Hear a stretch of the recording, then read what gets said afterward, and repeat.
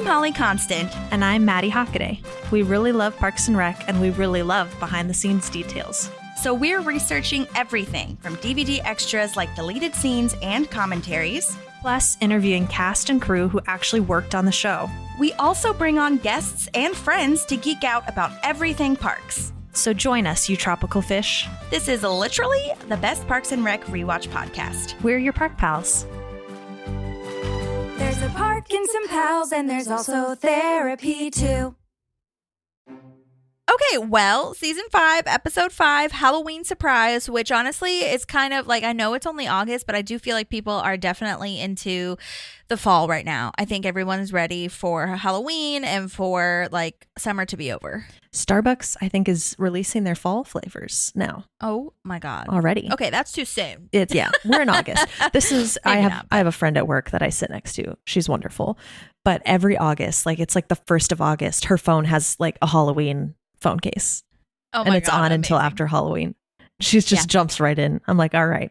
I get it. I really do. I also love that Halloween is the one that that Parks kind of gleams onto. Like I feel like every show has a holiday that they like really lean into. Like New Girl does Thanksgiving, sometimes Christmas. Friends did Thanksgiving, right? And like it's cool that we see Halloween is like a reoccurring thing here in Parks. Yeah, I like that too. Okay, well, this was written by Mike Schur, directed by Dean Holland. So we already know this crew. If you're new here, Dean Holland was the backbone of so much of why the mockumentary style is the way that it is, because he's also an editor for The Office. And Mike Schur, hello, creator of all wonderful shows, including Parks. So I don't really feel like I need to go too far into it. So I'm ready for a summary whenever. Oh, wonderful. Okay, here we go. It's Halloween in Pawnee, and there are scarier things than the death canoe happening, such as Leslie and Ben making big decisions around their relationship and career, Jerry having a fart attack. I'm sorry, I had to. Yeah. And Ron potentially messing up his new relationship with Diane. Also, Donna live tweets death canoe. Yes, Donna. Oh my gosh, great Donna episode. It's so good. And there's such tiny moments, but they're so well delivered. They're so perfect. And they're so Donna. I love it. They are so Donna. Oh my God. Well, this cold open starts with Diane and the girl stopping by and giving Ron a rude awakening of what little kids are like in an office, but also just in general. And we didn't see them last episode, so it's really nice to see them now and kind of have Ron explain, like, we've been seeing a lot of each other and her girls are loud. Yeah, they're loud. I do have to say, so part of me here, right, is I was once a teacher. I feel like as a vice president, you're taking your kids into a place of work. You're not going to let them scream and run around.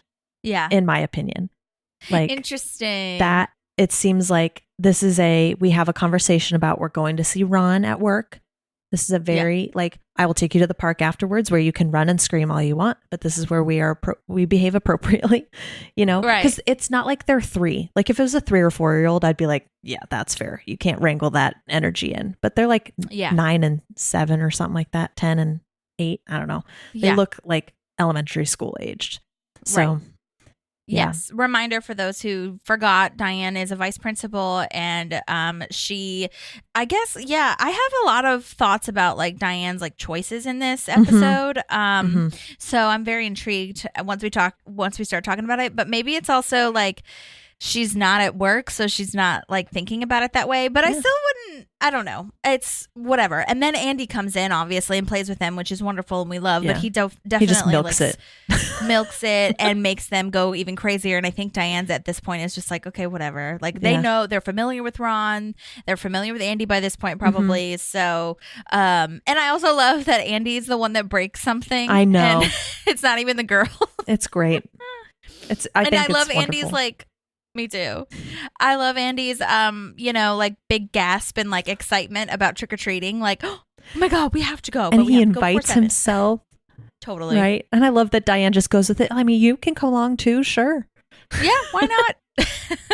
The more the merrier. I also love, exactly. The more the merrier. I also love that when they do leave, that line that Ron has of like, what the fuck just happened or whatever. I feel like that's super relatable when kids leave. You know what I mean? It's like, oh my God. A tornado just arrived and disappeared instantly. Mm-hmm. Yeah. There's a lot. Crazy. There's a lot going on.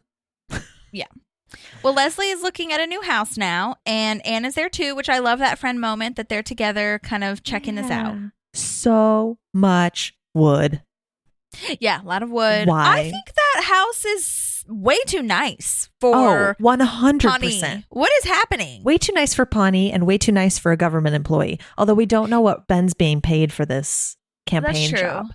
But still. That's true. It looks quite extravagant, way bigger than the house we see Leslie have in season 1 or 2. And and just so much fireplace wood. and like the double stove. I was like, this is so fancy. But no trampoline room, Holly. There is no trampoline room. There was a reference to a trampoline room in Scrubs too, and I think it was like somewhat around the same time maybe, and I'm just like, were trampolines like really big then, or maybe the writers just had like thought similarly? I don't know. That's so interesting. Yeah. So but anyways, random. I mean, good for them, but I was just like, this is so massive. Yeah, it's a lot. So I can't get over, and you'll hear me say it again, so much fucking wood. Yeah. Why do the walls I need love it? a wood floor though. Oh yeah, a wood floor is great. Why is there wood on the walls, Holly? Oh, because of those panelings. Yeah. That's a big thing in houses. Yeah. I can get why that's in Pawnee. Yeah, that's fair. Yeah. Yeah. So there this is just a personal preference, by the way. Like if you have wood everywhere, that's your personal preference, and I applaud you. But me personally, I'm just like, oh my gosh. Yeah. Also, I think I was confused because I thought that they were trying to buy it, and that even more so was like, this is way too fancy, I feel. Right. But renting it is it's still probably expensive, more expensive than I would have thought, but it's not as more manageable. Yeah, it's not as extravagant, I guess. Yeah. But I was gonna say there's a producer's cut version on the DVDs, which I watched, and so hilarious. Anne is like, why do you need a third bedroom? Because there's 3 bedrooms. Okay. And they said they're making the second one their office, because they're gonna share a room, obviously. And the second one will be their office. And you think she's gonna say like for a baby before she says office, because she says, like, she has this pause, and I just think it's funny. Anyway, but she says that in their office they'll sit side by side and write devastating op-eds about the world's ills. Beautiful. Like, oh my gosh, amazing. And then what's the funniest part is that the third room is going to be a room for Oprah when she's in town. And Anna's like, yeah, but other people can stay in, like, it can be a guest room just in general though, right? And Leslie is like, well, that's up to Oprah. Oprah really has to decide. We'll see what she thinks. Oh my gosh. It's so good. That's so funny.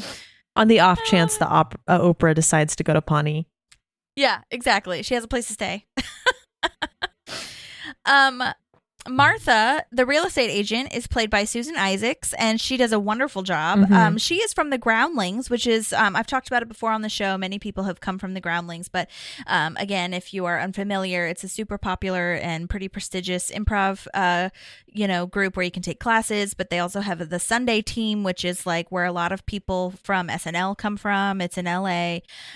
She worked with Tony Hale, aka, Arrested Development, Veep, all that stuff. And yeah, that was super cool. I feel like I've seen her in other things, but I can't put my finger on it, and I wasn't super familiar in IMDb, so I was just like, there's got to be some others. She was in Veep as well, I think, for an episode, so maybe it was that, but yeah. Awesome. Yeah, I think she did a great job. Yeah, and Ben is supposed to come back in 10 days, and she is saying that they would move into her house, but they all called it, and the health department called it, a hoarder house. And honestly, like, those like that big house would be like a hoarder's heaven. So hopefully she doesn't turn this into a hoarder's house. Yeah, I think Ben probably is going to put his foot down. Yeah. Yeah, for sure. Yeah, when they move out, he's going to be super on top of her getting rid of stuff. Yeah, totally. And I think next episode the next episode that they show it, I'll do more of a breakdown on where the house is, because I know that's online somewhere, but I just didn't research it this time because there's just so much going on. But I know that I think it's in LA, and I would hope that you could go see it, like drive by it. Do you know if it's a real house or if it's a stage? I think it's a real house. But I'm not like super positive. It doesn't look like a stage. Yeah, I feel like you notice that this is one thing I did love about the house, the windows. Love the windows. So it does look like it's looking out on, like, it's not from a studio. Yeah. If that makes Yeah, sense. I think it's a real house. Yeah. So I'll do a breakdown on that the next time we see it because I know we will. But she's so happy and I just love it so much. But I had this deleted scene that I have to share with you because, well, if you're familiar, did you watch Inside Out ever? Yes, I love that movie. Did you watch the second one? Yeah, we just took Killy and I had to Oh my gosh. I sat in the aisle with him so he could crawl around. He was like not about sitting in the chair. It's so funny, but so good. Okay, well, for those of you not familiar, you should go see Inside Out immediately. But Amy Poehler plays the Joy character, and I just have to play this deleted scene because she's talking about the house and how she's kind of sort of scared to like move in together, blah, blah, blah. But here it is. It's great. I told you, Anne, it's perfect, right? I love it so much. I love it so much I almost hate it. That's good? It's great, but it's very scary, but in a happy way. Yeah, I'm just angry with joy and fear. Ben is coming. I just thought that was so cute. Cute. She's angry with joy and fear because they talk about joy and fear in Inside Out. And I know it's totally not meant to be that way, but it just was such a lovely moment. Yeah, it's relatable. I love it. Oh my It's gosh. a lot of I could emotions. go on like a whole diatribe about Inside Out. It's so good. I love how they had a panic attack. That was so wonderful. Oh, my God. Yeah. It's in the second one. Spoiler alert. Sorry. Anyone who hasn't seen it, and especially if you have kids, it's such a wonderful representation of like what goes on in our heads, and there's like a validation to it. Yeah. You know? Yeah. So 100%. awesome. Well, she says that she wants to lease this house, and Martha is very like nonchalant about it. She's just like, great, cool. And it wasn't dramatic enough for her. So Anne pulls out her phone and starts playing Party Rocker. And I love that so much. And they start her dancing own little around. hype woman. I love it. Yes. Yeah. They start dancing around the house. And I'm pretty positive Leslie's flickering the light too. Like trying to make it a little bit more like, rave vibes. Yeah.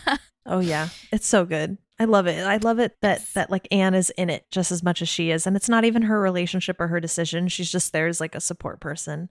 I love that. Totally. Me too. So now Chris is coming to the Parks Department and he's saying he got most improved patient from Dr. Nygaard. Chris only got it because he asked for it while he was crying loudly. Oh, Chris. Oh, I'm so happy for him. But at the same time, like I'm happy that he's in therapy, but you can see you're like, ooh, you still got a ways to go, bro. He's going through it. He sees him 5 times a week, and that's a lot. Can we talk about, because we talked about this together a little bit ago, how much that costs for a government employee to go 5 times a week? There's no way. Like the cheapest therapists now, I feel like, are close to $100. Yeah, and there's a deleted scene that also says that he has evening sessions sometimes. So 2 times a day sometimes. And yeah, I mean, my copay, there's no gatekeeping here. My copay with a covered through Blue Cross Blue Shield is $60 per session, and it's 50 minutes, which is really good for a lot of people. Yeah. I think for a long time, I wasn't seeing anyone covered by my insurance because my insurance was so shitty at the last job. Well, for mental health. And I do have I feel like I said this in the last episode. I don't know how we got on the topic, or maybe I didn't. I don't know.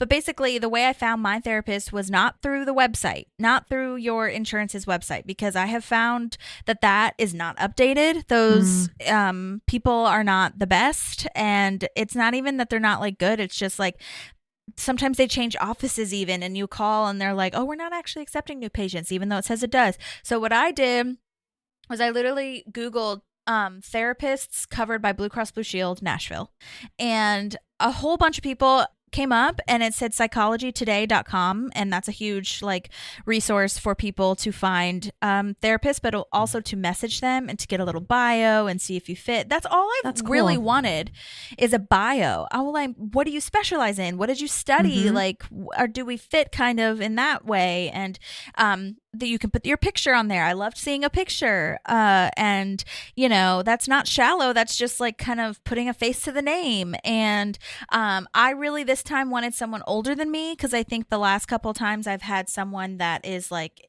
30s or maybe only like 2 years older than me. I'm sorry, like it's just a personal preference at this point. I want someone wiser that has lived longer, that knows a little bit more than me, and whatever. And I don't think there's anything wrong with that. I feel the same way. So I had a really good experience, and that's also how I found my mom's therapist. And so I'm just saying, like, you can definitely find people. Some people have had good experience with ZocDoc, which is another platform for finding medical professionals. But I think I tried it once and I wasn't into it. But some people have had really good luck. So there are definitely ways. And I'm really just all that tangent to say, like, keep trying if you're looking. Yeah. But yeah, it is expensive as hell. Yeah. So Chris is probably paying a lot to go all that Yeah. time. Yeah. And the time that it takes. How much, I mean, good for him that he's prioritizing it in his life. But that was I was like, there's no government employee that would be able to afford that much. Unless the government is paying for it and providing they could. Or maybe they pay for a certain amount of sessions. Yeah. You know, I know some corporate offices do that. So that's that's what my company does.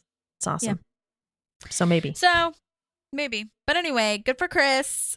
He is saying that. Oh yeah. I was gonna say, I'm also in love with how out with it he is. Because there's been a stigma for a long time that if you're in therapy, you don't say anything about it, right? And he's so like, you know, maybe he shares a little too much, but he also is, you know, I'm in therapy and like there's nothing wrong with that, right? He's a person of power in this office. And the fact that he comes forward and is just like open with it, I love it. So I just had to say that too. Yeah, I love it too. I definitely like how we've gotten to that point where we're like, yeah, my therapist said this, like just as part of conversation. It's really nice. Yeah. Well, anyway, he's telling us that the scary movie night is happening, Death Canoe 4, which we'll see. Donna is going to live tweet this bitch, which I love that line so much. There is a deleted scene, like it's a full 2 minutes of deleted scenes, like of her live tweeting the whole thing while they are watching the movie. And it is so funny. I'm sort of glad they cut it just because like, but not because of Donna, because they show like imagery of the movie too, and it's like kind of bloody and gross, and I'm just like, I don't need to see that when I'm watching Parks and Rec. Yeah. They could just cut that out and have only Donna's lines in there. That would be fine. Yeah. Love it. So I actually found out that they used a 1986 film called Blood Hook as the imagery. I always figured that they probably like shot something. Filmed their own thing. Yeah. But really cool. It's actually a comedic horror, which you might have found as well. It's like, oh, I didn't know it was comedic. Yeah, it doesn't look like it. No, it doesn't from the scenes that we see, at least. Yeah. But it's apparently about a killer who tries to snag a Wisconsin teenager during a fishing competition. Oh my God. Yeah, there's that one part where like, actually, I think that might have been in the deleted scenes, and it was like bloody and stuff. But because when she says sorry about your jaw, son, or whatever, like half of that was couldn't really tell what was going on, but like in the deleted scenes, he like the killer guy like hooks this guy's ear with the fish hook and like pulls his ear off, and it's like real nasty and gross. I wonder if they labeled as comedic thriller later because it was so funny that it was bad. Yeah, you know? Maybe, because like I don't know, maybe the 80s was like, we'll have to watch it. I would watch it, honestly. Maybe I'll watch that this Halloween. Let's watch it and be texting or on FaceTime so we can make fun of it together. Oh my God. Okay, well, now we're in DC and Jen is back, which is great. We haven't seen her in a while. Yeah. But yeah, we're basically learning that they won before they even had elections. We learned that Congressman Murray, who, you know, Ben is running his campaign, is ahead 18 points. His opponent is out of money, so they won basically. And Ben says that April can head back to Pawnee early, and April runs without looking back and crashes the champagne. And I love Jen's line though, like, "Who is that? Gone but never forgotten." I'm just kidding. So funny. Oh, April. Yes. She's all, especially me, especially everyone. Yeah, exactly. But Jen kind of immediately moves on. Like she's done this before. This is Ben's first moment, but Jen's kind of like, okay, yeah, great. Okay, we won. What's next? Kind of thing. And that's the whole like chicken parm and Blade Runner moment, which is hilarious. Yeah, I love it. Like job wise. I love her delivery. Yes, Ben, I am talking about like job wise. Like I know when she so says that, funny. I actually kind of had a flashback to like when their roles were reversed on Step Brothers. Oh, I was like, I yeah. love that she gets to talk to him like this now. I know, after he's so awful to her in Step Brothers. I know. And I do have a confession. I know people like love Step Brothers, but I'm just like, I don't love it. I guess I'm okay with it, but some people, it's like a cult classic. It's like they are obsessed. That's crazy. And I did not just- know people were obsessed. So it's one of Ivan's favorite movies. Oh my God. Sean and Sierra, well, especially Sierra, but Sean too, I think. They like will sometimes quote it, and I'm like, what's that from? And then they're like, they freak out when I'm When like, you "Oh, don't know. And they love that movie. And I'm just like, I love Will Ferrell. Yeah. And I love those actors. Yeah. But I don't know, for some reason I'm just like, okay, it's just, I hate it. I think the reason I hate saying it is not only because I feel embarrassed that everyone else likes it, but also I feel like a prestigious like bitch when I'm just like, it just seems so like dumb. It is that comedy. awful. No, I get it. Like I was gonna say, like it's Ivan's like one of his favorite movies, but it's like I'll watch it with him, but I'm never like, Yeah. you know what I feel like watching. Yeah. Step Yeah. Brothers. Yeah. So I'm So- sorry, Step Brothers fans, but it's not anything personal. Anyways, so okay. Now we are trick-or-treating. Everyone's a princess. Ron has his classic pirate costume. Love that. Yep. And then Andy is a cop because he's applying to the police academy, which we learned like a long time ago. We haven't really touched on that Yeah. in a while. Yeah, I think he's having to prep for a lot of stuff. Maybe. Yeah, he needs to practice his observational skills. Uh-huh. Yeah. Yeah, because we haven't heard anything since he was like training with Chris and hmm Tom, kind of Yeah. in the Yeah. golf cart. Right. And side note, I totally had this like princess outfit that Diane is wearing. It really reminds me of this like super famous, I think, popular costume where you were Glinda, the Good Witch Oh yeah. Mm-hmm. from Wizard of Oz. And I loved that costume. It was so beautiful and flowy and perfect. And that really reminds me of what Diane is, even though they don't say it. But It does I look like like I that. like how they have their little face stars too. It's so Yeah. cute. I know. This is what's beautiful is you see her as a mom here because Mhm. she's like, this has been a nightmare. This has been my nightmare having to live this many years in princess, which I could Yeah. totally understand. But she is still going all out, dressing as a princess with them, putting all this Yeah. makeup and stuff on them to make them feel Totally. beautiful.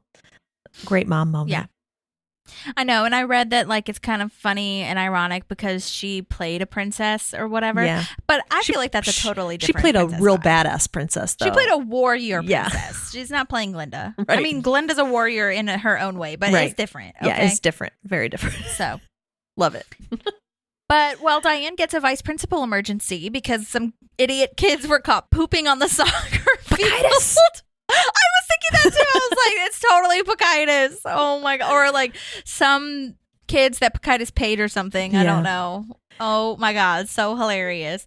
And then Ron is all excited because he thinks he's going to get out of trick or treating. And Yeah. Andy's like, no, like we'll take him around. Like it's fine. And Ron is like, and Did this was like kind of what I was talking about earlier with my like weird question of Diane's choices. I know Mhm. that they've been dating for a while, but a part of me would be like, am I going to leave my kids with like a guy I've been dating for like a couple of months? If Weeks? I don't know that, how long it's right? been. Like Yeah, I don't weeks even know, probably. maybe weeks. And he's not someone you know, like it's not like she's dating a guy who has kids and their kids aren't here.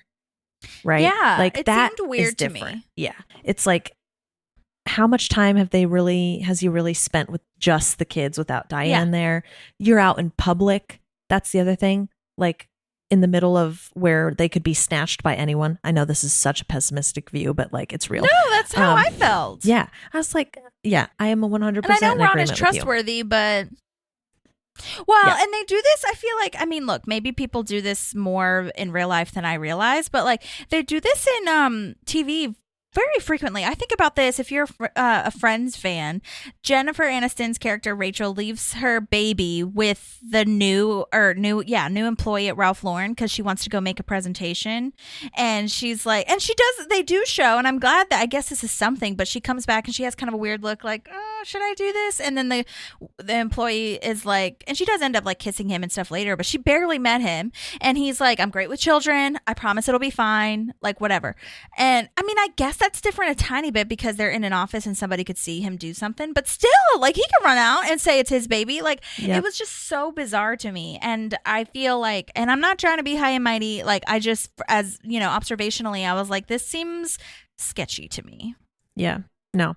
And I can speak now as a parent that I would not do that. Mm-hmm. Yeah. So yeah, I'm with you. So anyways, but yeah, so that's what happens. But anyway, it does happen. And I totally, like, I'm with Ron when one of them says they have to go to the bathroom. And honestly, I was like, same. I have no idea what to do about that. Do you go inside a stranger's house? Do you take them back home? Like, what the hell? Yeah. No, she left him with I think that shows you right there that he wasn't ready. Yeah. You know? And I will say, okay, well, but this is a little different because this was with my mom, but I don't know why this memory is flashing back to me. When I was younger, we used to have this parade like on the main street of our hometown, and it was a big street. They would never do that now. But anyway, I had to go to the bathroom during that parade, and I think I was in the parade as like majorettes or cheerleading, or I don't know what the hell it was. But I did go into a stranger's house because I really had to go to the bathroom, and my mom, like, I don't know if my mom came into the bathroom with me, but she came to the door, I think, with me. And but again, this was a different time. Maybe like in the 2000s, it was like, I mean, for me, that was back in, I don't even know when that was. That was probably like 99, 98, something like that. So maybe like around, even in 2013 or whenever the hell this was filmed, it wasn't as bad. Like, I just don't think people would do that now. No, I don't think people would do that now. I agree. Unless they were your neighbor and you knew them, but you're not going to go into like a stranger's house. Yeah, I don't think we would have done if that I was either. out with my kids, I would take them back home. I would just have to take them back home. Yeah. Or find like maybe there's a McDonald's or some shit like close nearby. I don't know. Yeah, but you're not going into a stranger's house. Right. Yeah. So, anyways, poor Ron. Ron is like, what the hell? I'm out of my league here. Yeah. I have to say, Andy, like, saying, oh, we'll watch them, we'll keep trick-or-treating with them. It makes my heart hurt a little bit because I don't think I've thought about it like this before, but in the last 2 episodes, he's been so wonderful with these kids that it like, there's like a time where April doesn't know if they're going to have kids. And, you know, before they make the decision to have kids. And it's just like, what if Andy never got to be the dad? Because look at him. He like thrives there with those kids. So yeah, I'm happy it ended up working for him, but I'm glad we see this snippet ahead of time. Yeah, and it's nice too because I feel like at this point, like, since he doesn't know, he's so far ahead of being a dad that I know that is like a sad moment later. But at this point, it's like it's nice to see him be like kind of an older brother, like uncle, but like fun. You know what I mean? Like more brother than uncle. But yeah, it is nice. Yeah, love it. Okay, well, now we're back at City Hall, and I love, again, here's where we're getting more Donna. She's live tweeting everything, shouting at the camera, and it is Blood Lake. Why are you having a leisurely canoe jaunt on Blood Lake? Out of the water, dumbass. I just love the commentary. I would go watch that movie just to hear Donna's comments out loud. Totally. Also, can I say something? I think they're in the courtyard. That's what it looks like. And I have never noticed that. Except for I think it was in the deleted scenes. It was something about, I can't remember why it stood out to me this time, but they were like something along the lines of like, let's go back inside and do something. And I don't know why I never thought they were in the courtroom or courtyard. I always thought that they were like inside some sort of like screening room. And I was like, that's so stupid of me because where else in the Parks Department would you have this? Like, right. I mean, I guess you could put it in some conference room or some shit, but the courtyard makes total sense. But I think what also is like weird for me is that it's October in Indiana and no one's really wearing a jacket. Yeah, I will tell you, in Illinois, in the entirety of my childhood living in Illinois, we never didn't have a winter coat on. Yeah. Sometimes it snowed. Yeah. Yeah. So I was kind of confused about that. It sucks. And Chris only has one on because it's his, costume. So right. But it sucks because as a kid, you're like, I want to show off my costume. But then you have to find a way to wear your coat under your costume or some kind of way. Yeah. So, but yeah, they would definitely be in coats right now. Yeah. Well, anyway, I just thought that was worth mentioning. Yes, for sure. I think Chris looks handsome as an old man. Yeah, I think he pulls it off. He looks great. Yeah.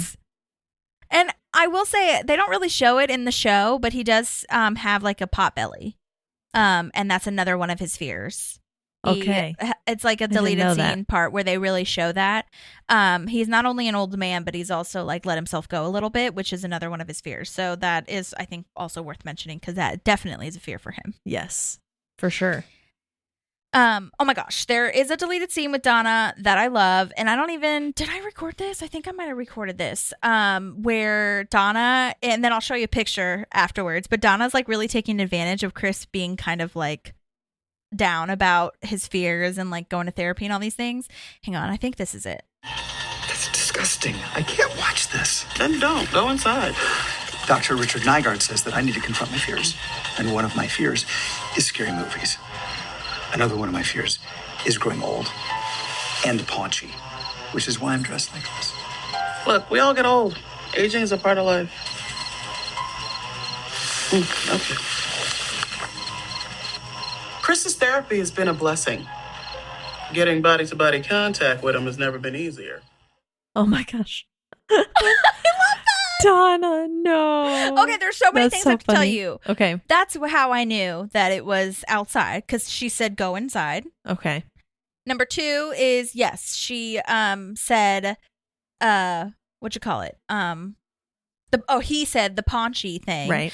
And I'm sorry, but I never really thought about paunch burger being paunchy. I never thought of those, like, I don't use that word, paunchy. Yeah, I don't either. So I also didn't catch that. Yeah. So that's the thing. And that's where they showed him having like a little bit of a belly. I don't know what he put in his shirt, but it's a little bit of a belly. And then, oh my gosh, I have to show you the picture that he of Donna when she's hugging him. Her eyes are all wide and like, oh my God, look at what's happening kind of thing. Oh my gosh, I love it. It's so with funny. Her popcorn in her hand. Yes. And then this is her like little talking head. Nice. Oh, I love it. So anyways, okay. That's a lot of stuff going on in that one little deleted scene, but I loved it so much. Yes. Body to body contact has never been easier. So good. Okay. So Leslie is Rosie the Riveter. Friendly reminder, I was that for Halloween a couple years ago, Yeah, and nobody and you knew, but I nailed was it. basically Leslie being Rosie the Riveter. You look so good. Dressed Oh my like God, that. thank you so It was much. it was really well done. I loved it. I didn't have to buy anything because I had Nice. already had the combat boots and the shirt. Those pants, oh my God, I love those pants. They were like stretchy, but I wear them so often that like bigger girls will understand this, but I think everyone kind of has this where like the middle part, like the inseams, like I have holes in them because I wore them so Yeah. much and they just rub together so much. It's very sad. I need to get some more. And then that headband, I don't even know where the fuck I got that headband. It's, the red Yeah. bandana thing. And I very rarely wore it. And I was like, this is perfect. It was great. Love it.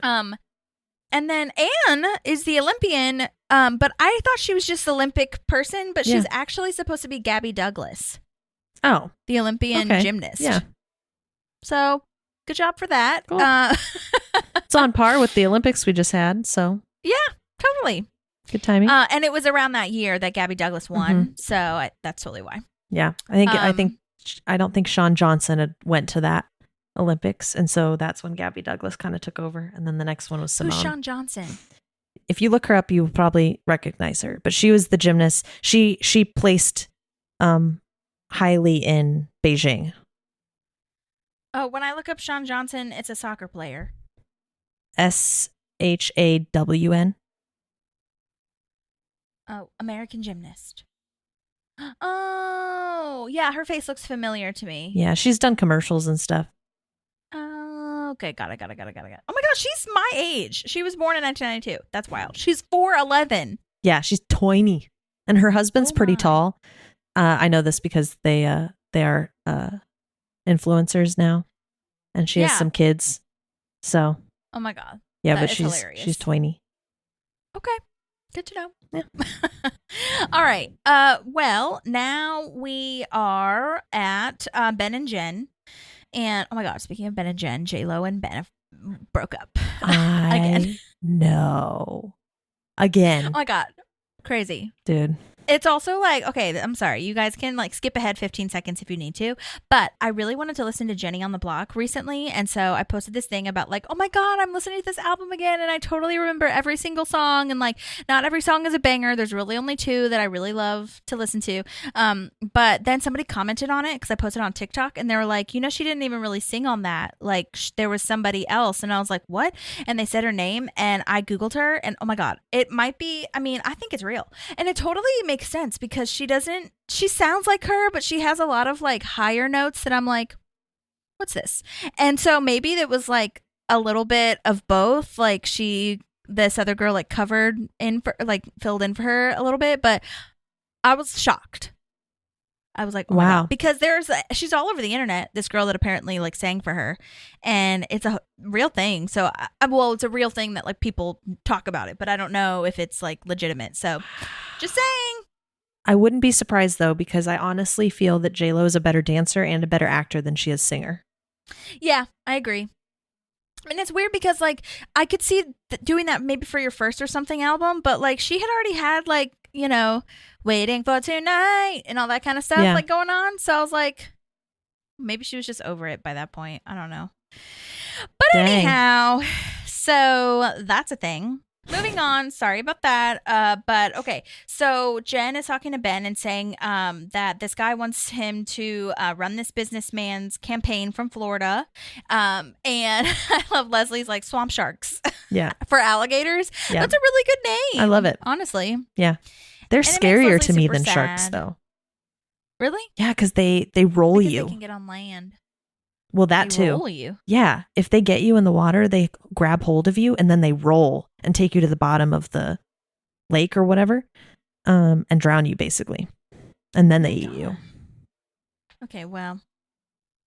Just FYI. Stay away. Okay, well, try to stay away from sharks and alligators and swamp sharks. So, okay. Unless you're Steve Irwin, rest in peace. Or Steve Irwin's son, who I follow on TikTok, and he's wonderful. Yeah. He and his daughter. They're both wonderful. Oh, yeah. Yeah. All right. So this makes Leslie super sad, which, I hate to see. Yeah. She's super frazzled. Like, she doesn't know how to feel. Because you think about it, we've talked about this before, right? When he talks about taking Congressman Murray's campaign in the beginning is, do I support him or do I want him here? So it's hard.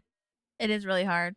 Yeah, and as a campaign manager, if you're working for the Barkley Group, I'm sure you have to go all over the place. You know what I mean? So that's definitely something that would be in the back of my head too. Of like, is this the last one, or are you just going to do this one and then you're back, or like, how's that work? Yeah, it's a lot to think about, and we talked about this already with the first one. But of like, this is a really nice opportunity, a great opportunity. You love doing this clearly, so like, I don't want to hold you back, but also, what about our future? Because I just looked at this house and whatever. So it's a lot going on in that little moment. Yeah. Yeah. Very well acted, because you feel all of that in like a 10-second clip. Totally. For sure.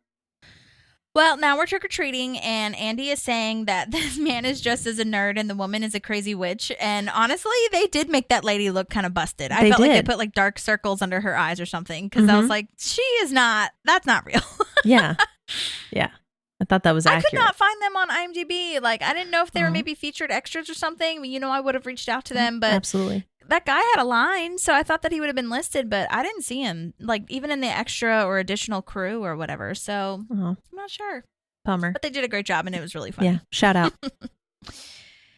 Neither one of them is in costume, by the way. That was the funny part. So now we have where one of the girls like broke the other girl's tiara, and Ron breaks the other one to even things out. And oh my God, he is just so out of his league, like I already said. And I think a lot of people would be. He's being thrown so many different things of like how to handle these girls, and that's hard. I've worked with kids for so long but it would take me a second to sit and be like, okay, what's the best way to handle this? And I think he's so frazzled by what's coming at him so quickly, and they're screaming at him kind of. And he's just like, okay, the first thing that comes to mind is I break the other one too, Yeah. And, you think about it, and Ron hasn't really dealt with kids ever. Yeah. Yeah. He's going in blind completely to this. Like, he basically wasn't a kid himself. Anyone that has kids exactly. And it wasn't like, I like to think of Ron like almost side, like with Dwight kind of, but Dwight had that thing where like he's really good with babies because he had to raise the one before him and all that kind of stuff. Yeah. But I don't think Ron did that. No. And his mom was not like the most probably like maternal, or maybe not from what we've seen. Yeah. So yeah, tough one. Yeah. I look at it and I'm like, I'm not really sure what you do, right? Like, okay, well, now she gets to wear your tiara because you broke hers. You get the broken one because you broke it. Like that. Yeah, I feel but like it's not would even say, first we need to apologize. Like, why did you do that? You need to say sorry to your sister. And secondly, because you did that, you're not allowed to wear your tiara now. I'm not going to break it, but you're not allowed. So now neither of you can have it. And that's your consequence. Yeah. Yeah. Yeah. But so that's, everybody's going to handle it a little bit differently. And this is just how Ron dealt with it. And I know, and you would think that he would know, like, breaking a tiara is not going to help. It's not. It's not. Breaking anything, even for an adult, is not going to help. So, but again, like you said, he's just frazzled. He's like, I don't freaking know. Right. So, anyways, okay, so now moving on at City Hall, Leslie's talking to Anne about the Ben situation, and Anne is trying to cheer her up and says, like, oh, we should really scare Tom when he comes out of the bathroom. That would really help you be happy. And I love that Leslie's like, yeah, that would make me happy. Side note, in the producer's cut, it says Tom is being a ghost because he has a cash flow problem right now. Okay. And so he can only do the sheet. And then there's also a deleted scene where he says that it's really expensive sheets, so he's not going to cut holes in them because Anne is like, what are you even supposed to be? Like, okay, that was my question. What is he? So, yes, a ghost. He is a ghost. And he is wearing that sheet over his head in the deleted scene. But then Anne is like, what the hell even is this? And so that's why, like, when he comes out of the bathroom, he just has it around his neck because he's like, but yeah, so he is in debt, as we know. Yep. And so he didn't really buy a costume. Great. And then we have the awful moment where it turns out that they actually scared Jerry instead of Tom because Jerry was coming out of the bathroom, and then he farts and has his fart attack, which is awful. And thankfully Anne is there to monitor this and like see that this is an issue. You know what I mean? Like, call 911. Oh my God. And it's so sad because Tom is so awful to him, and Jerry still says, sorry, guys. I know. It's Poor Jerry. awful. This is like pre-heart attack. He's not in a costume, and Jerry's honestly one of the people I would expect to be in a costume. I didn't even think of that. Donna's not in one, but I get it. Yeah. Yeah. But Jerry's usually pretty in a festive with costume. that. Yeah. So, because he did wear his little pumpkin shirt last time. So I don't know. Yeah. Side note, these fart noises were added in after the fact, so it was silent while they were shooting. Okay, interesting. Just FYI. And apparently, Mike Schur worked a really long time on what they were going to sound like, how long it was going to sound like. There's like a plethora of fart noises out in the world to be used for like TV film purposes, and so he wanted to make sure that it was right, and it worked. Love it. Well, now we're at the hospital, and Tom is trying to make up for being awful by getting him magazines and word jumbles and stuff. And then Anne is there in her nurse outfit taking care of him. And I totally forgot that she was a nurse part-time. Oh, yeah. She's been at she also has that Parks job. Department, you know? We always forget. We talked about this before, that we kind of always forget that Anne is a nurse because she's never really at the hospital, and they show her kind of sporadically there. But this time especially because we're like, she works at the Parks Department now, duh. And right. then you're like, oh, right. That's right. That. She only does that part-time. Yes. Dr. Harris is back, who we Love love. him. Cooper Thornton is this actor's name. We interviewed him a minute ago, and it was a great interview. I'll post that in the show notes, so take a listen to that. Maybe I'll post it again. I don't know, but he's the best. It was so great. Yeah, he's so good as Dr. Harris too. Some of my favorite lines in the show are Dr. Harris. You're welcome is one of my favorites of all time. Yeah. And he's taking everything just so seriously because Tom just wants him to say fart attack.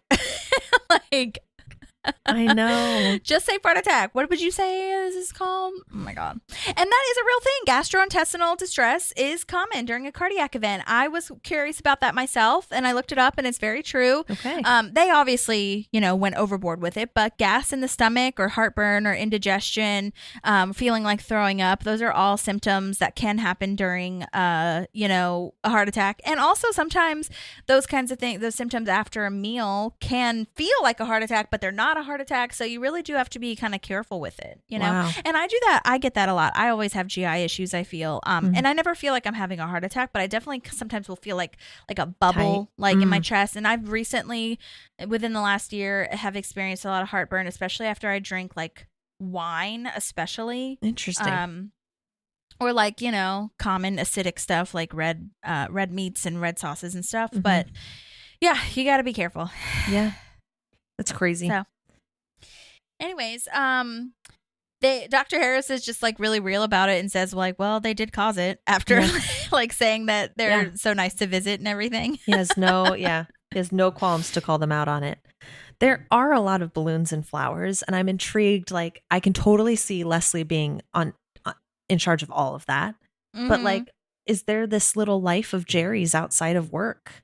Kind of like his family that we don't know, that like, his neighborhood, he's part of like his neighborhood bowling league or something where like all these people are sending him stuff. I think it could be either way. That's very true. Yeah.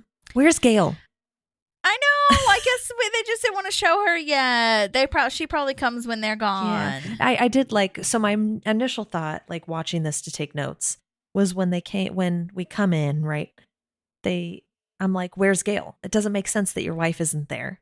But then it kind of sounds like, okay, they've been visiting a lot. So maybe he's been in there for a day or two and Gail had to go back to work or something. And, as long as it's not like the minute after, it makes sense that she might not be there. Right. I agree.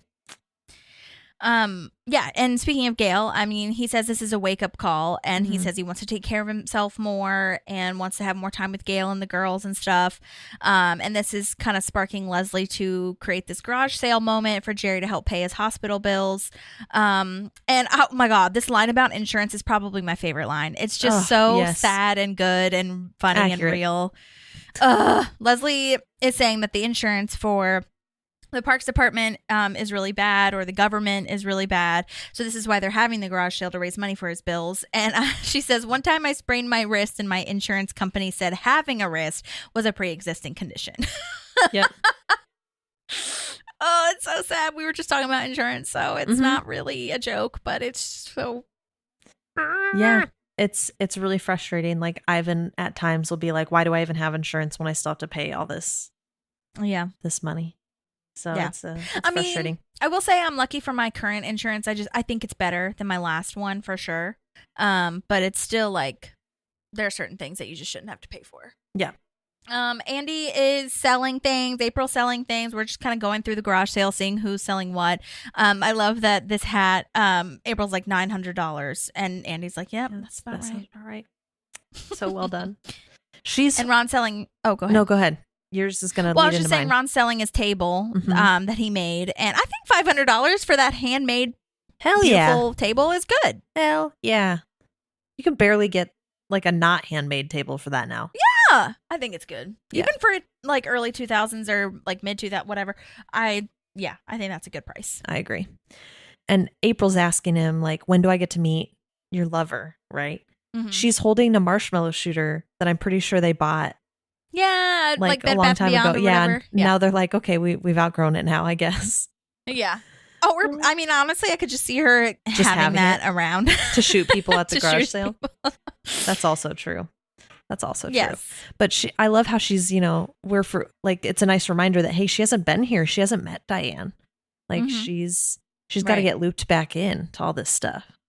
Yeah. And I think she has like a really mature moment, which is wild. I mean, it seems so common sense to pretty much, I think, everyone else, because Ron's like, well, we've hit a bit of a rough patch because trick-or-treating was wild. And April just like really simply says, I'm sure she'll get over it if you say sorry. Yeah. And Ron's like, nah. But like, what?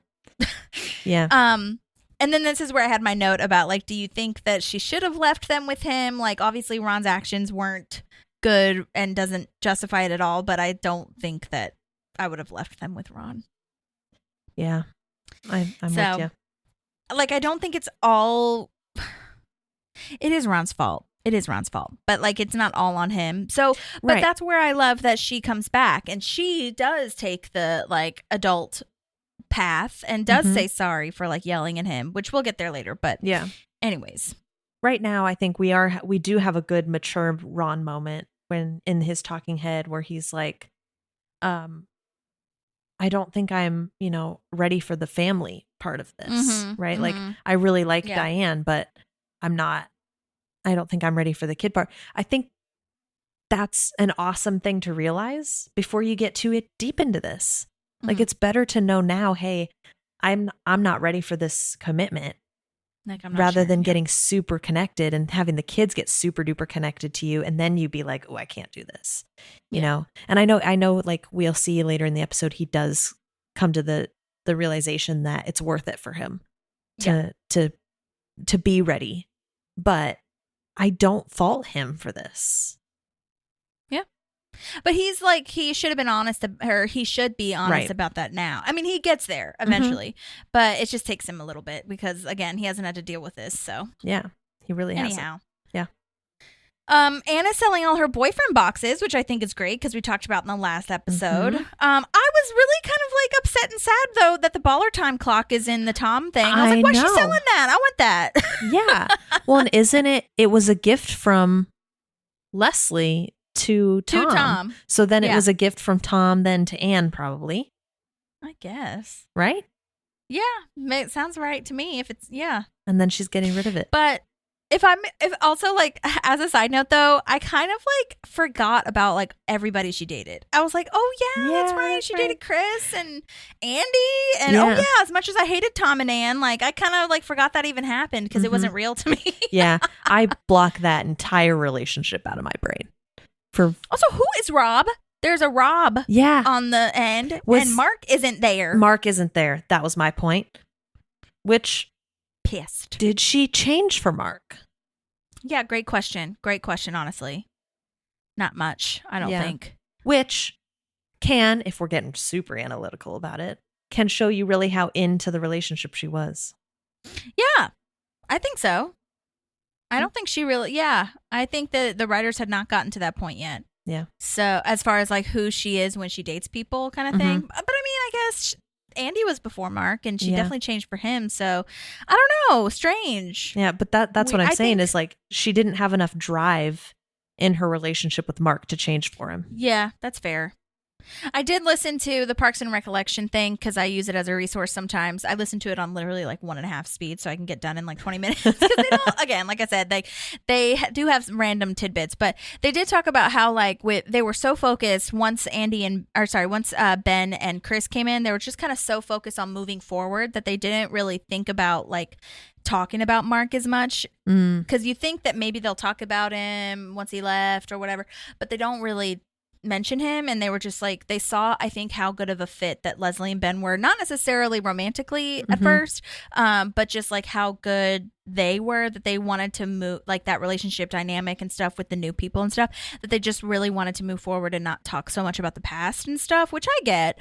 But, and I do like that they kept that picture in Ron's office that Mark painted or drew or whatever the hell for that contest. But I still think, I don't know. I feel like they should have mentioned something for Anne dating somebody, but I guess it was kind of not super necessary, but I was just like, boo. Yeah. Especially if you're going to put a random ass person's name in there. Who the fuck is Rob? Okay, get out of here. I know. I couldn't tell if he was like the, one of the cowboys or. Yeah, I couldn't tell either. It's okay. Whatever. I will say there's a producer cut where Chris actually buys his own boyfriend box like from himself. And he says that it would be like good for his identity and says like, and he has a really mature moment where you're like, wow, maybe therapy is having an effect, because he says to Anne, enough of these boxes. Why don't you date yourself? That's a good idea. And I'll take this box from you. And it's really nice. I love that. and sincere. It's weird, but he gets all his stuff back, I guess. Yeah. Does he pay for it? Yeah, he does. Oh, good. Okay. Cool. But it goes to Jerry, so. Yeah. Also, speaking of that, okay, to Jerry, did you notice that the banner says Jerry's kid's dad? Yeah. What the hell?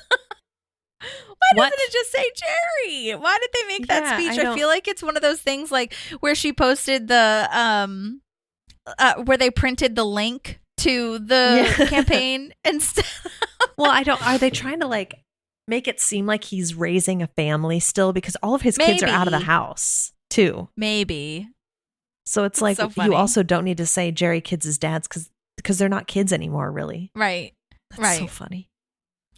Well, Leslie's making a speech and she does use the phrase fart attack very like nonchalantly, like it's just a classic medical term, Yeah. which I love. And they're auctioning off things so that they can raise money. And one of them is Perd's autobiography that has been signed. And I think that's hilarious. Yeah, she delivers that just like Perd would. It's very well done. Totally. And now we're in Florida with the guy who wants to run for governor on the boat. And I love this view of where Yeah. they're at. It looks really nice. Looks beautiful. And I love this too. This writing is excellent. With the first high profile case was a classic Florida case where a gator ate a man's penis, Yeah. which is hilarious. And you think like from the story, I don't know, at the beginning you think that the alligator ate the penis right off of the body, Yeah. whatever. Yeah, that I think they mean for that to be your visual. Totally, but it turns out that somebody cut it off and then threw it in the Everglades, and then an alligator ate it. Mhm. And I think it's so hilarious because not only is it like a classic Florida alligator crazy story, but also like they had to just throw in Dan Marino in there to Yeah. just like randomly have a Florida like connection. Yeah, absolutely.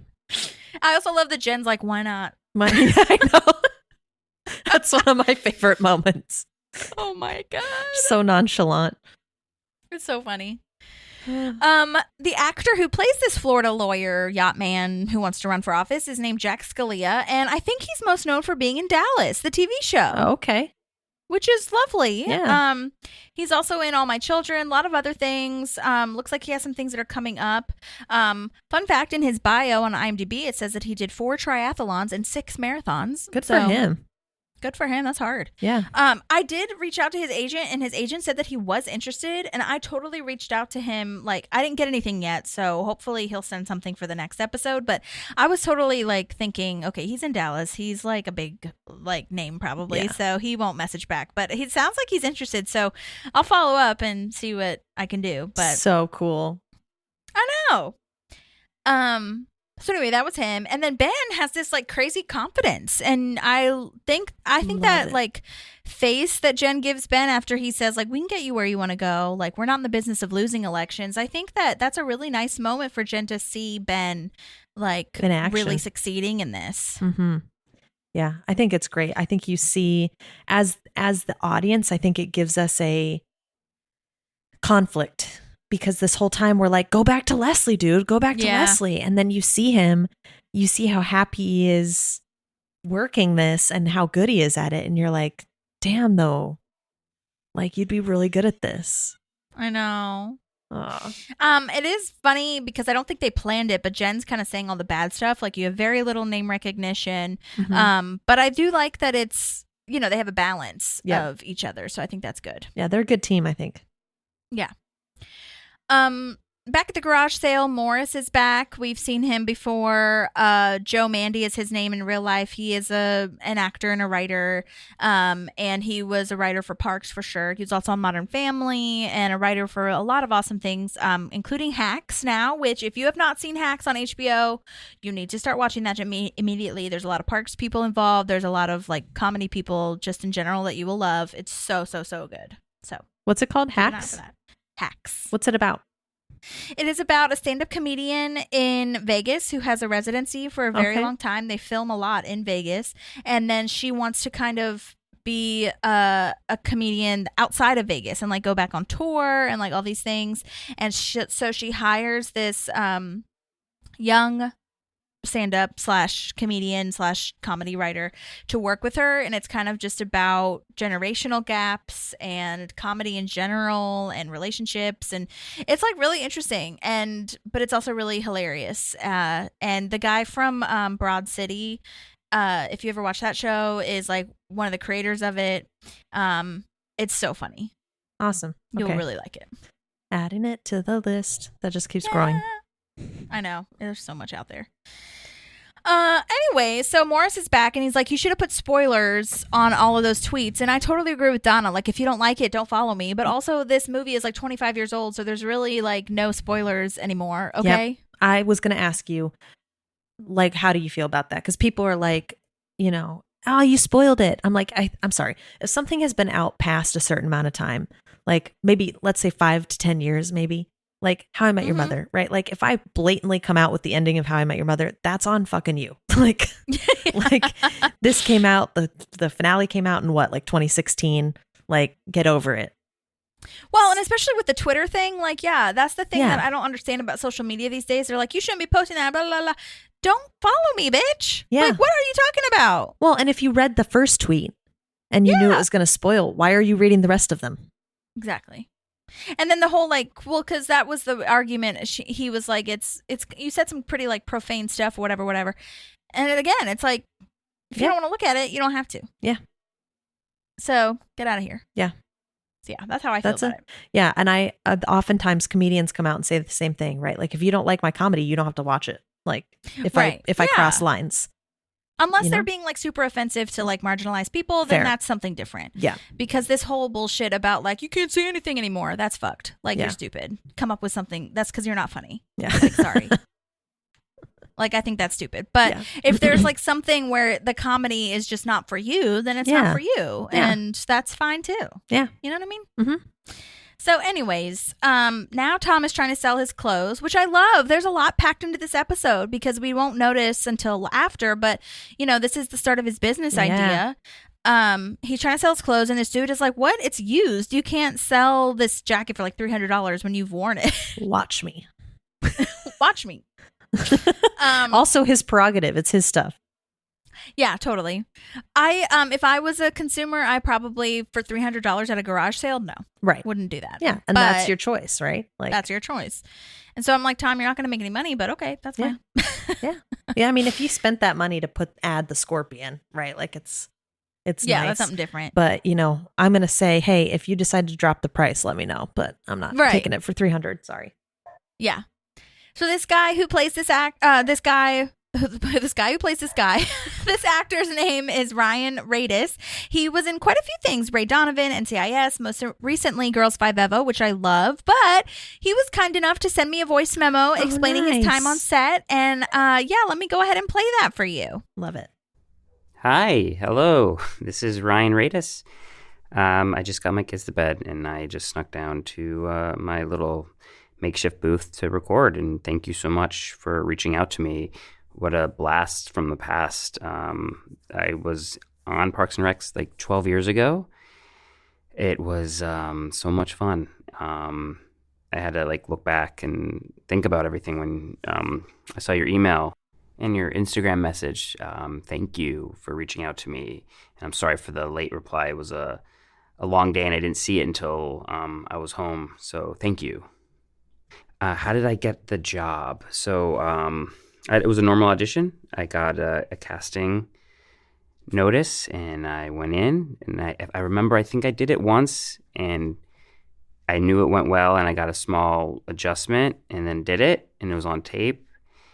And then I think a day or two later I got pinned and then the same day or the next day I booked it. And then the day of where I was filming, I was a big fan of the show. I had a few friends who worked on the show, and on the crew and writers, and just loved that cast. And so I was very excited that I got to be in a scene with Aziz, who was very kind, a gracious scene partner.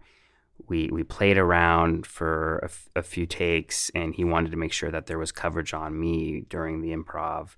I think the final edit was the script, but it was just a fun experience, and he was a very kind scene partner, and the crew was just super lovely, and it was a great experience. It was a lifetime ago. I'm now a dad, married, and 2 kids and 3 dogs. So that's why I'm recording this so late, and I'm sorry I'll be getting this to you even later. But no, it was just an overall just a wonderful experience. Not anything to promote. I think in September on the CW, I filmed an episode of The Chosen, which will, I think, be out, and that was also a great experience. So I think that's it. Thank you so much for reaching out to me. I love Parks and Rec, so keep on keeping up. Thank you. Yay, that was so fun. Thank you, Ryan. Yeah. Appreciate it. So nice. What a different perspective, though, to think about. Yeah, it was a lifetime ago, and now you have like a whole ass family. Yeah. And I have to say, it's so funny that he was saying, Ryan, that that you said like it was too late or whatever. Like, I didn't get to my review of the show until like a day before we were like, I was like reviewing this yesterday. So usually I give people a couple days to say if they want to do it, and then I send over the questions and all these things. So it was really lovely that people sent back stuff so quick, because I was like, I'm sorry, I'll add this into the next episode if you can't get it. Like, I get that it's late and all these things, but so I'm very glad and so just gracious that you sent that in. It was so fun. And yeah, we'll definitely be able. I haven't watched The Chosen, but I would watch your episode. So appreciate that. And nice to hear about Aziz being a really nice scene partner. So, and how cool to be on, on set with a show that you have been a fan of. You know what I mean? Yeah. A dream, probably. It's awesome. Yes. Well, thank you, Ryan. Appreciate it. And break a leg and all your things that you're doing. Well, so Diane is stopping by the garage sale now, and this is where we talked about she is saying sorry. So obviously he could reciprocate, and he totally fails. And it's a valid question of like, don't you even feel like a tiny bit bad about breaking this? And he like just doesn't know how to handle it. And I think he just hasn't had a relationship with this like maturity level maybe or something.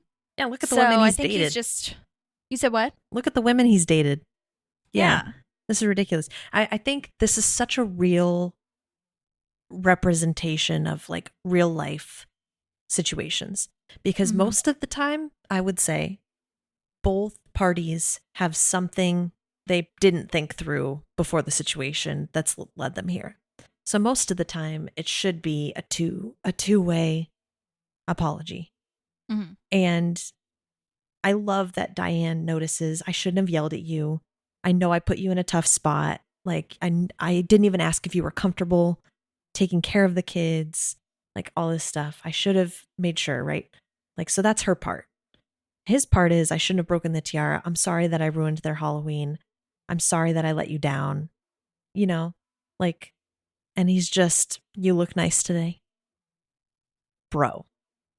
Yeah, and then the pause of like, don't you feel bad? And he's like, okay. And she's like, nope, too late. Yeah. And it's so true. I'm on her side with that. Like, no, you don't need time to think about that. Yeah. Also, I am curious. This is totally like not within the like realm of the show. It doesn't matter really, but I am curious. Like, how did he drop them off, or did he drop them off? Did Andy just drop them off, and then that's why she had to call him and like leave a screaming message, or like how'd that work? You know what I mean? Yeah, that's a great. Because wouldn't she have yelled at him before, like when she dropped them off, or maybe she just called him again? This is the way I could see it happening is him calling her because he doesn't know what to do because they're screaming. So she has to come back home, get them, and she's in front of the kids the whole time. And so she doesn't want to lose it in front of them. Maybe. Like, she's trying to calm them down, and Ron books it. So she calls them after. Yeah. Yeah. Okay. I could see that. Yeah.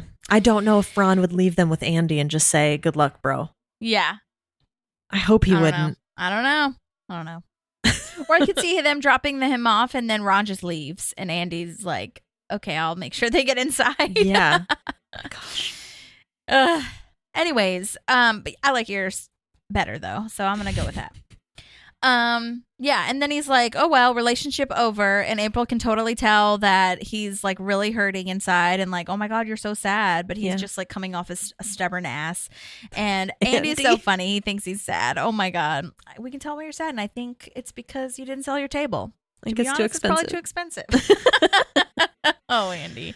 So dumb. He was there for all of it, and he just I know, right? all over his head. So now we're auctioning some more, and Leslie takes a call from Ben saying that he does. Oh, go ahead. Which is that correct? She's in the middle of working an auction. Should she be taking a phone call? I could see her taking it because it's during the auction and Anne's there. Fair. And it's like an important call because she knew that he was at the meeting. I could see that. Okay, I'm not mad. that's fair. But anyway, yeah, Ben says like, well, he wants me to run his campaign from Florida. So, and then she's like having this moment, well, you got to take it, right? So, and then I mean, Ben still wants to talk this through and make sure they're both on board. He just wants to like make sure that he does this right and talks to her. But Which Leslie goes back. What's that? Which I think is great because sometimes these situations, right? What if for some reason she finds out from someone else and Ben hadn't mentioned that it was an option? Like, yeah, I think he's communicating the correct amount. Or if he just says like, I'm going to do this and doesn't talk to her about it, you know? Yikes. So this is good. Yes. But it's still scary. So anyways, Leslie takes this feeling of like being out of control out on the auction, and she wants to make everyone happy through Jerry being happy so they can all be happy. And then she auctions off Anne. Oh my God. She's I also spiraling. love that line. Oh, total spiral. Yeah. But I love that line of like, are you thinking what I'm thinking? I don't know what you're thinking, but I'm definitely not thinking what you're thinking. And then she makes up this statistic of like 3 out of 4 married couples meet at spontaneous auctions. That's such a high number. With this? Like, if she had chosen a lower number, there could have been some sort of belief system to it, but 75% is so high. Well, and then like this guy, while they're having this argument situation, whatever, volunteers $100, and Anne looks at him and he's hot, so she's like, okay, fine, whatever. Let's see what happens. They're both so cute. This $200 guy is cute too. Also, like, where have these cute boys been in Pawnee? Yeah, why is she dating like Rob? Yeah, the cowboy. And Tom. Yeah, Tom. Come on. Pawnee's not that too big where like she hasn't run into these guys before.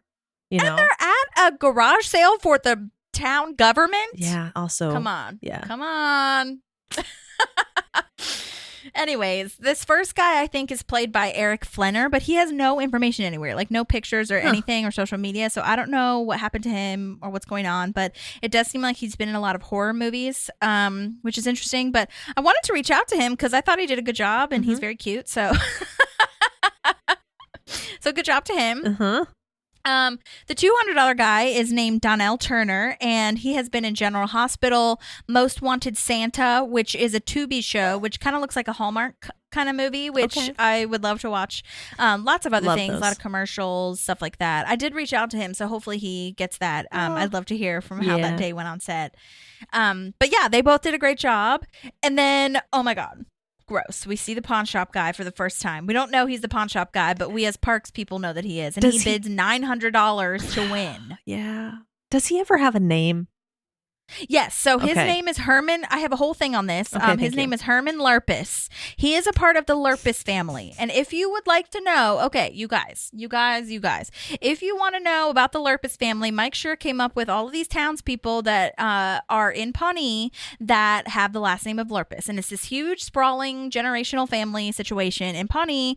And if you want to hear more about it, you should definitely follow Citizens of Pawnee podcast, because Brian, who runs that podcast, who has been on our show while you were on maternity leave, has a whole thing about it, and he's the one who informed me that it was a whole family, because I knew that there were a couple LERPISses, but I did not know that there was like 20, well, not 20, there's like 10 of them, one of which is Morris, who talks to Donna about spoiling the movie. No way. He is a LERPISS.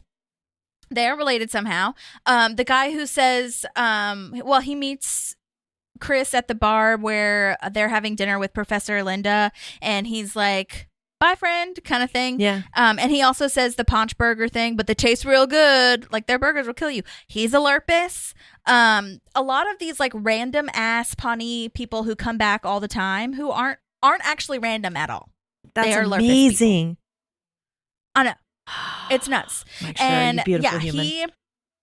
And it's funny because like they talk about this, like if you ever on a deep dive of like Parks and Recollection or any other thing, Mike Schur will like randomly be making up the bios for the LERPISS family, and we'll meet more as we go on. But yeah, it's wild. Wow. That's Yeah. amazing. But it's really funny because after the first guy is like 900 is too much, I can't do it. I love Leslie's like, oh well, what are you gonna do to her? Yeah. Mud pit belly flops and get some Thai food, and I'm kind of with Leslie where I'm like, that's, and then the nitrous thing. Yeah, it's definitely like, not as bad as as I thought it was going to be. I love that the first guy is like, I wouldn't sell him to him though. Just one man's opinion. Yeah, totally. So good. Oh my God. Yeah. And this guy is Richard Birch. That's his name, the actor's name. And it's so wild. I don't know. He seems like such an amalgam to me because he's been, or Enigma, I guess I should say. Enigma is what I meant to say. He has 4 IMDb credits: Parks and Rec, You're the Worst, Animal Kingdom, and Brooklyn Nine-Nine. He doesn't have any contact information. And a part of me is like, did he want to do other stuff? How did he fall into Parks and Rec? Because he's in 11 episodes of Parks and Rec. Yeah, that's a lot. Herman Lerpis. And I'm just like, maybe he got in these shows and was just like, okay, I'm done now. Thank you. Like, I don't know. But anyway. Oh, so interesting. So anyhow, okay. Back to, yeah, if you have any questions about the Lerpis family, let me know, because it's kind of interesting to me, honestly. Uh-huh. This like little random subsect of Parks. Anyway. Okay. So Donna's counting her money, which I love. She made a lot of money. Tom gets this great idea to rent his jacket, rent a swag. And it's a total Tom just coming up with something on the spot. He's really good at this. He is. And so it's totally believable that he would come up with this in the moment. You know what I mean? I love that. Yeah. This, I had to look this up for teens, tweens, and everything in betweens. I looked this up because I was like, what is the difference between teens and tweens? And does this even make sense? So I looked it up and it is right here. So a tween is someone that's like from the ages of 8 or 9 to 12 or 13. Yeah, So because you can't say teen at the end. You can't? Oh, 13, I see 14, what you're saying. 15. Yeah. Because You know? sometimes people call those preteens.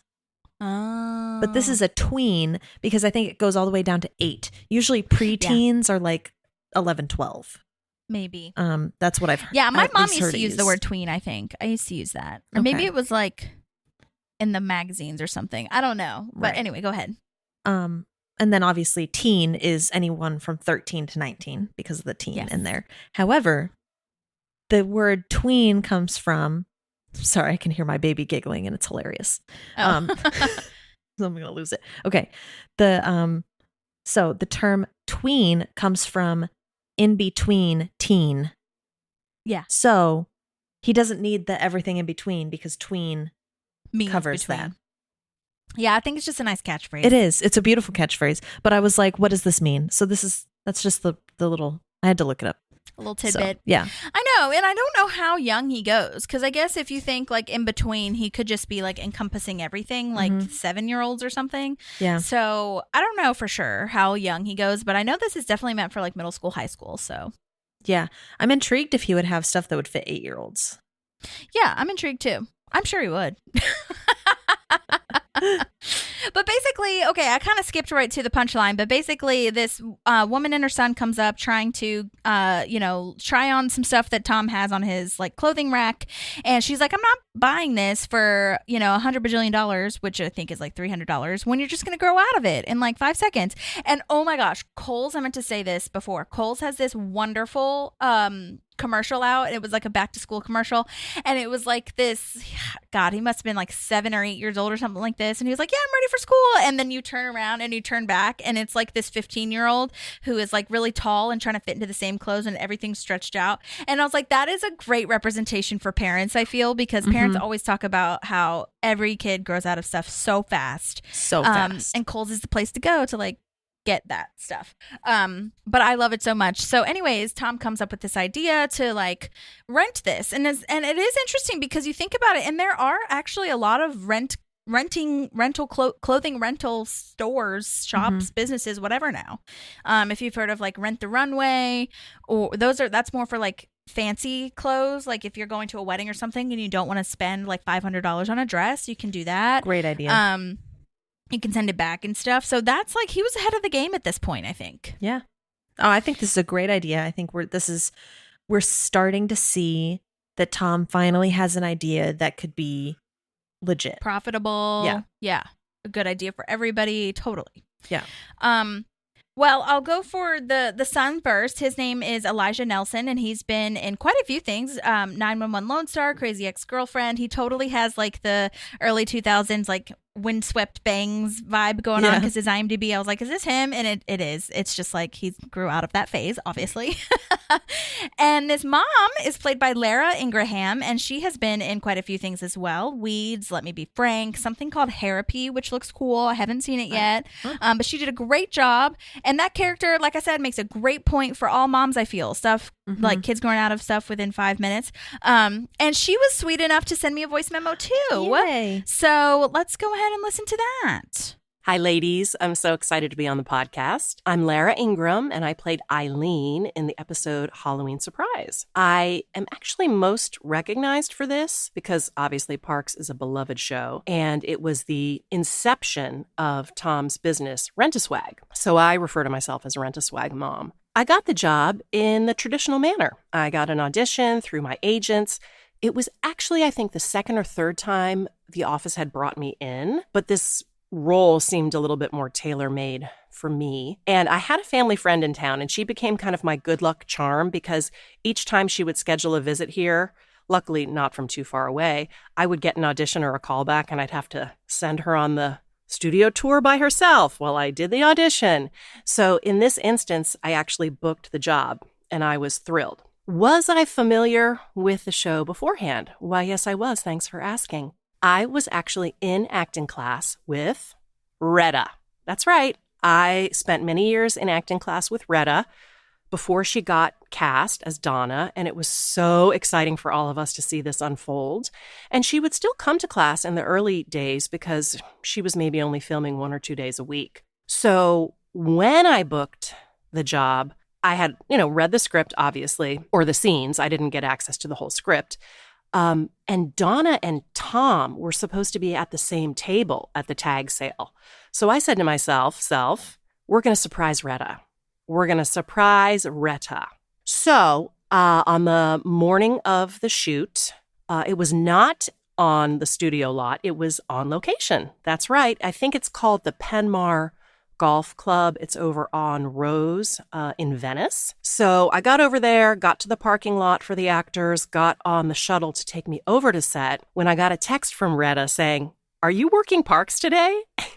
And I wrote back, "Surprise!" That's right. So got to set, got the hair and makeup done. And when they brought me onto, or I should say into the big room that became the tag sale room, Retta said, "Ingram." And I said, "Retta." And the director, Dean Holland, said, "Wait, you two know each other?" And we said, yes. So as happens many times, what's on the page is slightly different from on the stage. And it turns out that Donna had her own table across the aisle from Tom's setup. So she can be seen, I think, in the background of the scene, but I was working only with the actor who played my son, who was awesome, and Aziz. And Aziz was great. He pretty much kept himself to himself. We had a good vibe, and the director was awesome. And I got to talk to my actor son's actual mom before the takes. So that was cool and grounding. And it just felt like a very welcoming, inclusive set. And, it was a great shoot, and it was not long. And another funny thing was, I had a commercial audition across town scheduled after that, and I was communicating with my commercial agent saying, of course I'll go there if I'm wrapped in time, but I'm over here basically on the ocean, and this is over there in the valley. So we wrapped. I got in the car and sped. I didn't break any laws. No, I did not. Got to the commercial audition, and they were like, "You're late." And I just had to swallow my tongue, or bite my tongue. I didn't swallow it. That would be disastrous. Because part of me wanted to say, do you even know who I am? I just came from the set of Parks and Rec. Because really, I had hustled. I had been thinking about it. I mean, not during the shooting of the scene, because I'm an actor and we focus on the moment that we're in. But I thought, look, the most important thing is this Parks job today, and how cool is this? It's a bonus if I get to the audition in time, and I'm not quite sure why it wasn't communicated, not what set I was on, and not how I'm not any more important than anyone else. But the fact is, I was working a job, and that's why I was late. I was not late because I decided to get a latte on the way and be irresponsible and tardy. Suffice it to say that I did not get a call back for that role, but that's okay. So that's my Parks and Rec story, and it was lovely, and I'm grateful. And yes, there are so many people in that show that, you know, I've met and I know. Fun fact, I used to live in the same apartment building as Darlene Hunt, and she's amazing. It was for a very brief time, but like, what a goodie. And I've met Todd Sherry, as I name drop. And I've seen him perform. And so that was really, really cool. So that's the story. I am Lara Ingraham. I have been auditioning quite a bit. It's great that things are picking back up after our successful double strike of last year. I do have a film. You might still be able to see it on Amazon. It's called Let Me Be Frank. Some friends made it, and I basically play a heightened version of myself. Enjoy. And my Instagram is just my first and last name, Lara, Lara, Ingraham, Ingraham. I'd love for you to follow, and I love to follow and see new content every day. I find it inspirational. So thank you so much. Yay, that was so fun. She should be a voice actor. Yeah, maybe I she love is. her voice. I know, me too. Yeah. And she sounded very Kristen Wiig when what did she say when she sounded like Kristen Wiig? Oh, I don't know. But do you know who I am part? Yeah. Yeah. I was like, that sounds like a Kristen Wiig character from SNL, and I love it. And I'm sorry I said Ingraham because of the way it's spelled, but it's Ingram. Sorry, Ingram. Lara. But yeah, that's awesome. So she talked about Darlene Hunt and Todd Sherry, which are Marsha and Marshall Langman. So that would be really fun to just run into them in your apartment building. I can totally see that. And yeah, totally. I am on her side with being on set for Parks. That's the most important thing at this point in time. And I can't just run over there and like not be late. You know what I mean? Like, hello, this is the thing that's paying me. Yeah, What? right. But also to know that Retta was in acting class with her. That is so cool. Yeah, I that's awesome. love that. Oh my God. That is so lovely. I love that so much. Well, thank you so much for sharing that. I'm so glad that you got a chance to send that to me. And yeah, I'll tag her on Instagram. She follows us now on the Park Pals account. So I'll tag her when this episode comes out and you guys can follow her too. But yeah, thank you so much. What a delight. That was great. Yeah, I know. So wonderful. And yeah, she was the one who was like, I guess at the inception point of Rent a Swag. Love it. So Leslie is visiting Jerry and saying, sorry, we didn't make enough money. Your future has been canceled. Oh. But I do think $1,200 is still a lot of money. Yeah, it helps, it's not for sure. Enough, but it helps. Yeah. Yeah.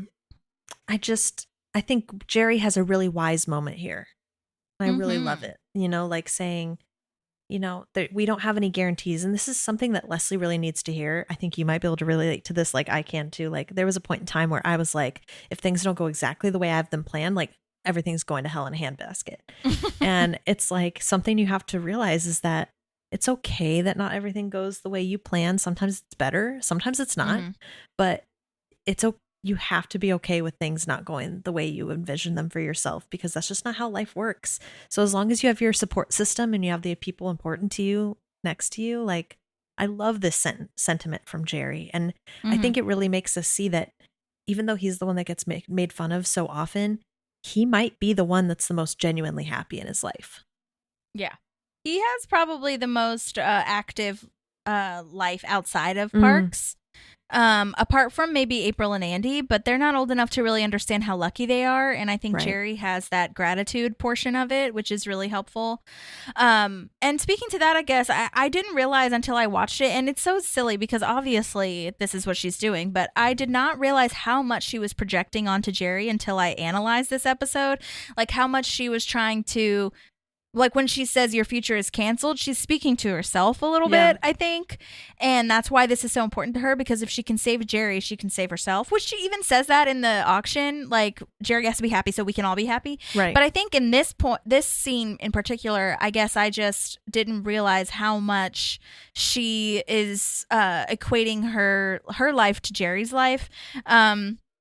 And the whole thing about, like, you know, your beach house idea and retirement and stuff like that, like, I think that's more her stuff. And Ben isn't there. So her future, in her words, is just a big pile of crap now, and she doesn't know how to handle it. Yeah.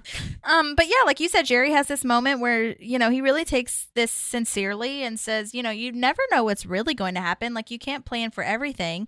And I think Ron has that moment that he has to remind her, Leslie, of quite a few times, of like, you can't have a blueprint for everything. It's just not, like, you can have ideas and dreams and goals and stuff, but it can't always be exactly how you planned it. And honestly, at this point too, she just hasn't had time to process it either. So I think she's just like going a little like overboard with it, obviously, because she's Leslie. Yeah. And I can definitely relate to that.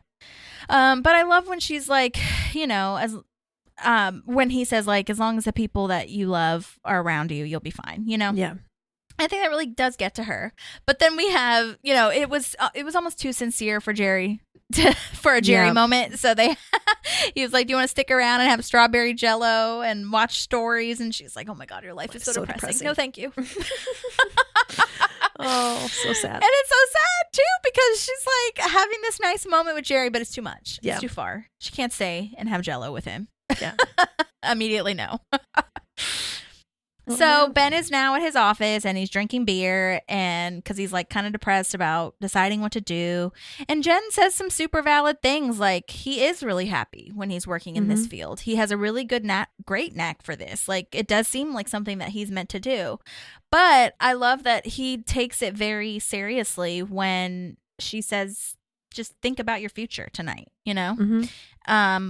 Obviously she means in one way, and he thinks about it in his life, right? Which we'll get to.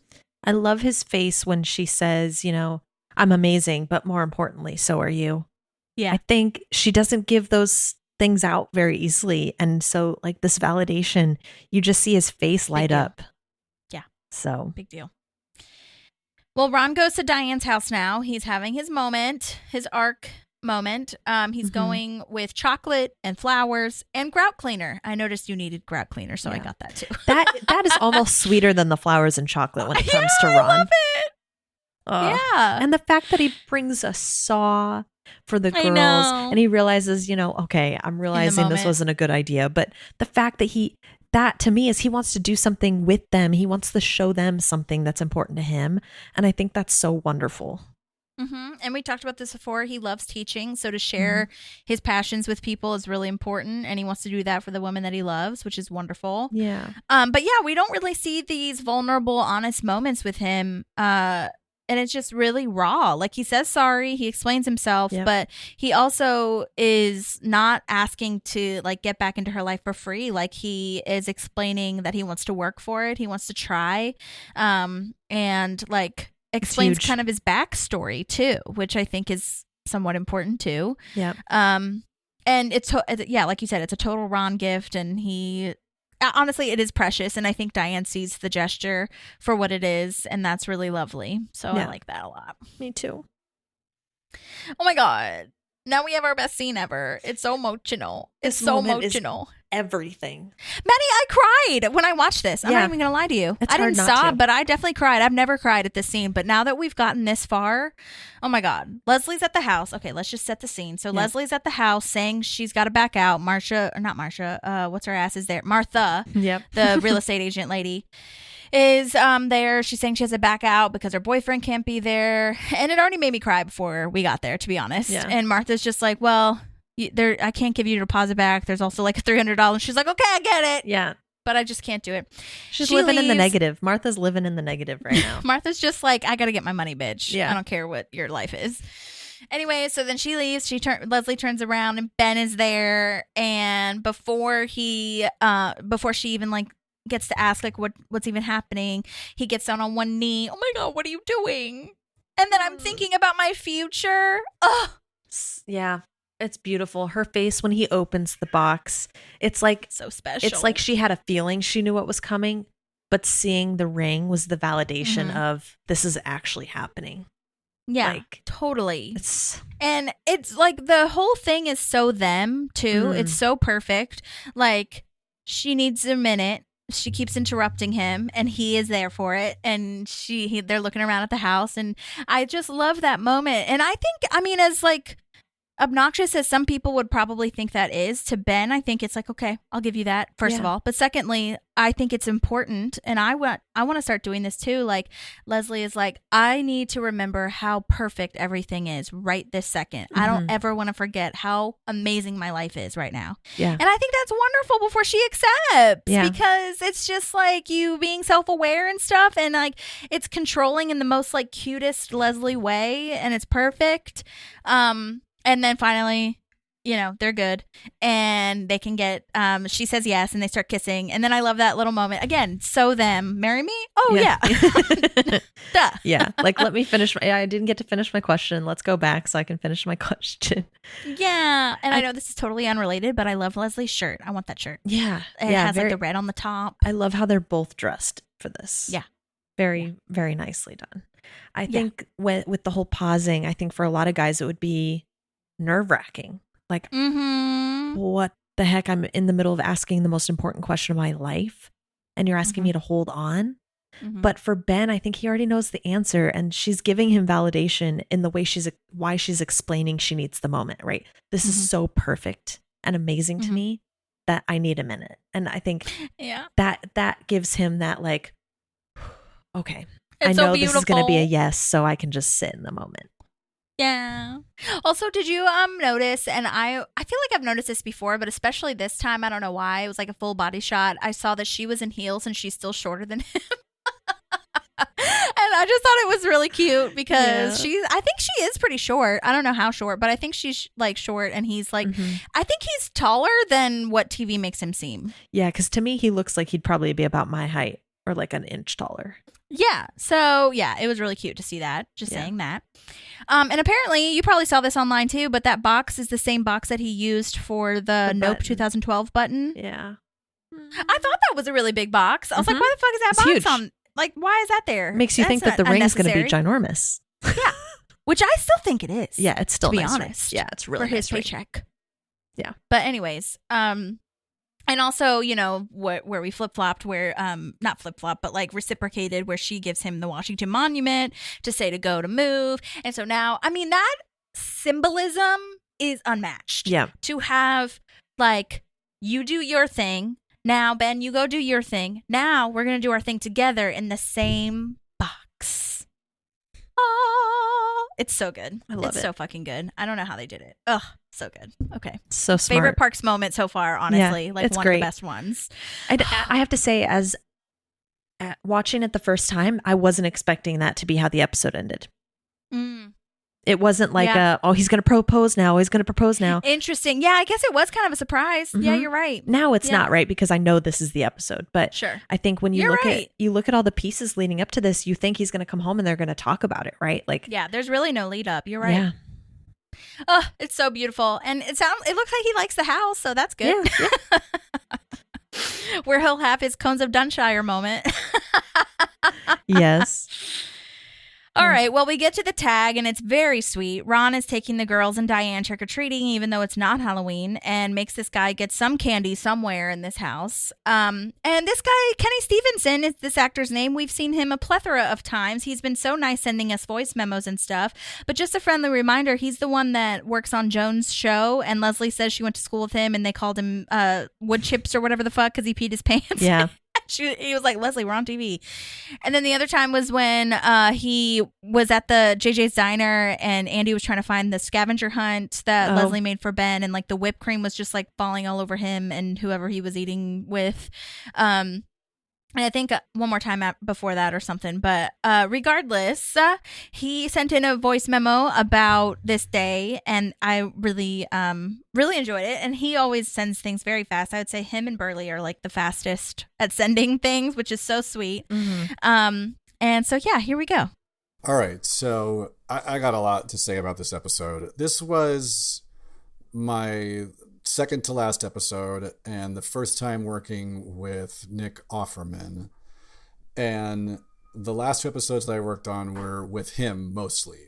So I'd worked with most of the other cast, Adam Scott, Amy Poehler, Chris Pratt, everybody except Rashida Jones, unfortunately, and Aubrey Plaza, again, unfortunately. But so we shot this in at like just a neighborhood in Burbank. So the normal, like the set for Parks and Rec was at CBS Radford. And so we report to Radford and then drive over. And so in the passenger van, they were shooting a whole other thing. So in the passenger van, it's just me, like a PA, Lucy Lawless, and Nick Offerman. And Nick Offerman just turns to me at one point. He knew who I was. He was like, introduced, this guy's going to be playing Jim. He just turns to me at one point and gives me his first line of dialogue. And then so I just immediately give him my line. He does his line. We do the whole scene. And just like out of nowhere, and he saw that I was like ready to go and did it. And after we finished, he just like shook my hand and said, "Good man." And I was like, whew, just what a human being. Sidebar about Lucy Lawless, had a very, I don't want to say foul mouth, but like was talking about very intense bedroom stuff like it was nothing, which I'm not going to shame her. You go, girl.